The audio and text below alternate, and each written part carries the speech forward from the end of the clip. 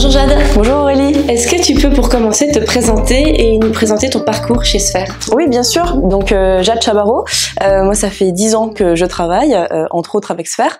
J'ai commencé en fait ma carrière par un stage de fin d'études, comme beaucoup d'élèves ingénieurs, et je travaillais à cette époque avec des sphériens qui m'ont donné aussi envie de continuer mon stage chez le client chez qui j'étais, donc Sanofi. On faisait des applications mobiles, Android, iOS, le back-end avec les API, des objets connectés.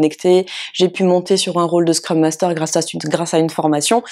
Tout ça dans mes 4 premières années en fait de carrière chez Sphère. C'était super intéressant. Après, pour des raisons personnelles et envie de changer un peu d'air, j'ai eu l'opportunité de travailler dans une start-up où en fait j'ai pris le rôle de développeur de l'application. J'étais pas du tout dans les mêmes circonstances puisque toute seule, on n'était que 3 personnes avec un designer et le CEO. Donc j'ai vécu mon aventure pendant 6 mois. J'ai gardé ce rôle de freelance par la suite pendant encore 1 an et demi. J'ai travaillé aussi avec Sphère pendant cette période.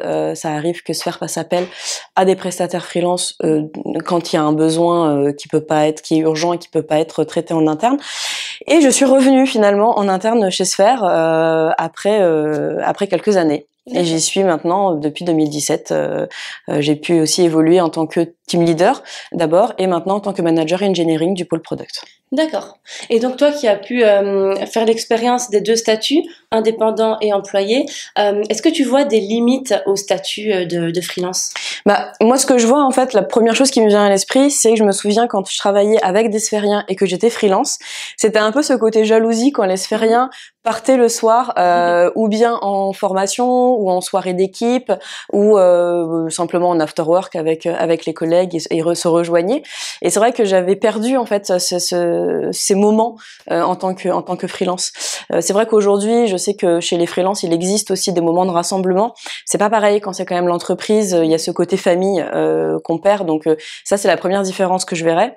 La deuxième différence, bien sûr, c'est le côté aussi administratif qui incombe à tout freelance. On est aussi son propre commercial, ce qui n'est pas le cas chez Sphère, par exemple, où on a une super équipe commerciale qui nous trouve des super missions où souvent Sphère va être référencée. Donc les sphériens vont pouvoir avoir accès à des missions de développement, de gestion de projet, de tous les sujets qu'on traite chez des clients avec des technologies à la pointe. Ce qui est plus compliqué quand on est freelance où on est un peu seul. Il faut se créer son réseau et se faire connaître. Donc ça, c'est les principaux points. D'accord. Et si on se place de l'autre côté, vraiment du côté employé, c'est quoi pour toi les principaux avantages à être employé? Je veux dire, quand tu es revenu chez Sphère, qu'est-ce qui t'a fait te dire « Waouh, ok, j'ai fait le bon choix ». Oui, c'est vrai. Alors, effectivement, donc les 2 premiers points qu'on a traités, c'est vrai, ne plus avoir à gérer mes factures, ma compta, ma TVA en retard, etc. Ça, c'était quand même un sacré avantage. Ensuite, c'est vrai que là, on retrouve rien que le suivi employé. Chez Sphère, on a plein d'événements en fait internes déjà. Donc les one-to-one avec le team leader tous les mois, les mensuels du pôle, ça c'est assez récent, mais ça permet à tous les membres du même pôle de se retrouver lors d'une mensuelle, d'entendre les news, de connaître les nouveaux arrivants, que les nouveaux connaissent les gens avec qui ils peuvent travailler. Les autres événements, on a aussi nos radios, c'est-à-dire nos moments d'échange technique. Dans le pôle product, par exemple, nous avons la radio agile. On a aussi les cafés où on débat sur des éléments. Ça permet de s'ouvrir un peu, de connaître les expériences de chacun. Bien sûr, les after-work, les moments de réunion. On a les repas trimestriels d'équipe aussi avec les gens de notre équipe. Bon, le Covid est un peu passé par là, mais ça va reprendre. Ça va mieux. On refait des petits apéros tous ensemble. Et voilà. Et comme je disais aussi, le côté mission super intéressante avec des clients de pointe qui est potentiellement plus difficile à trouver en freelance. D'accord. Ok. Et dernière question, en tant que manager engineering, tu as un rôle clé à jouer évidemment dans l'expérience employée. Est-ce que tu peux nous en dire un petit peu plus sur l'expérience employée chez Sphère? Comment c'est d'être employé chez Sphère? Être employé chez Sphère, déjà, c'est que au moment où on arrive, on a une journée d'onboarding.